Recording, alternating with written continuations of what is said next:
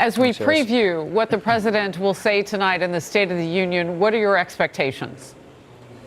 Well, I think the president has a great opportunity, as he does every year, to make his case to the American people for his agenda, and he'll be able to talk about some of the accomplishments of the past year and a little bit of a look back and then a look forward. But, you know, the look back is pretty impressive if you think about it. We've got record low unemployment.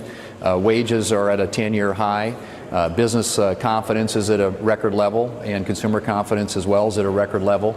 So jobs are up, the economy is growing at a faster rate, wages are up. The economy is a really good story, and I hope the president will talk about the things that he intends to do to continue on that path toward greater growth in our economy and more job opportunities for the American people. You know, being in Republican leadership as you are, no doubt having some conversations throughout this entire process before and after the partial government shutdown, what is the state of our union? Well, I think that if you, Harris, look at some of the things that I just mentioned, I think most Americans sort of judge, you know, how they're doing personally, and a lot of that comes down to pocketbook issues, their kitchen table issues, and I think their quality of life issues. And by that metric, obviously, I think it's very good. And I think in terms of the things that the president is doing with respect to judges, with respect to national security, we've made a lot of progress. There's always room for improvement. That's always going to be the case. But if you look at the record of accomplishment in the past 2 years, I think it's very impressive. And I think the American people get that. Mm-hmm. And oftentimes, perhaps the president doesn't get as much credit as he deserves for the things that he's accomplished. But we want to make sure that we're doing the right things going forward so that we can continue down that path of success. Yeah, what you're talking about with the American people is how does it feel metric rather than what they may see displayed across their television screens. And nobody watches this stuff as much as you and I and everybody else right. Glued to the political process. I want to hear now from Senator Shelby, who says on this idea that the president might pull the emergency hatch and use executive order to build a border wall or barrier at our southern border, he sees optimism. Let's watch. It could put us together. It could be the opposite. It could bring us together. Will it? We don't know. But sometimes dire circumstances brings us together. Sometimes it pulls us apart.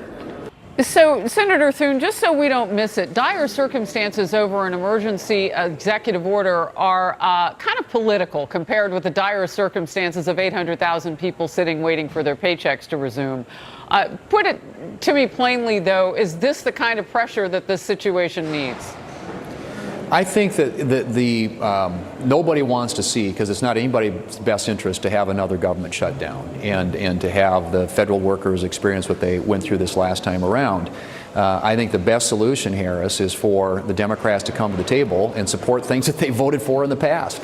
Both Senate and House members have a lot of these things that have been put forward by the president. And I will tell you, having been in a number of these meetings, that I think as an objective observer, the president has been very reasonable, he's been flexible, he's been willing to negotiate, he's been willing to meet the Democrats halfway. The question is, where are the Democrats? They haven't moved an inch, budged an inch. And this idea that they've now adopted that somehow we can have open borders just defies common sense. And I think that most Americans see that, and they want to see the president have success and get the resources that are necessary to defend our southern border. How that happens remains to be seen, but the best way for it to happen is for the two sides to come together, for Democrats to come to the table and to negotiate in good faith, like they said they would, and help us resolve this dilemma. Real quick last question. Whom among the Democrats like you is putting on their objective observer hat on the side of the room and watching this? I'm very curious because that's important. Well, I think there are some Democrats, when you get outside of their leadership, who are, and you just played some video of one this morning. I think that was on your air, where you had a Democrat House member talking about a willingness to support a physical structure, some barrier in some places. I think there are a lot of Democrats, both in the House and the Senate, who share that view, but obviously it's hard to get around their leadership, and that's why I'm hoping that this conference committee will be able to move forward independently without taking their direction from Nancy Pelosi, because I think if they do, and they're there in good faith and they're trying to get to a deal, the president certainly has expressed an openness and a willingness to do that. Only you can talk about what political pressure is when the leader tells you that she wants it one way. And I think you're talking about Congressman Max Rose of New York. We've had him on this program. adding to the list, Majority House Leader Steny Hoyer, you're also recognizing the necessity of a border in some places. That's good since there's like 600 miles of one already. Senator Thune, always good to see you. Thank you. Thanks, Harris. Nice to be with you.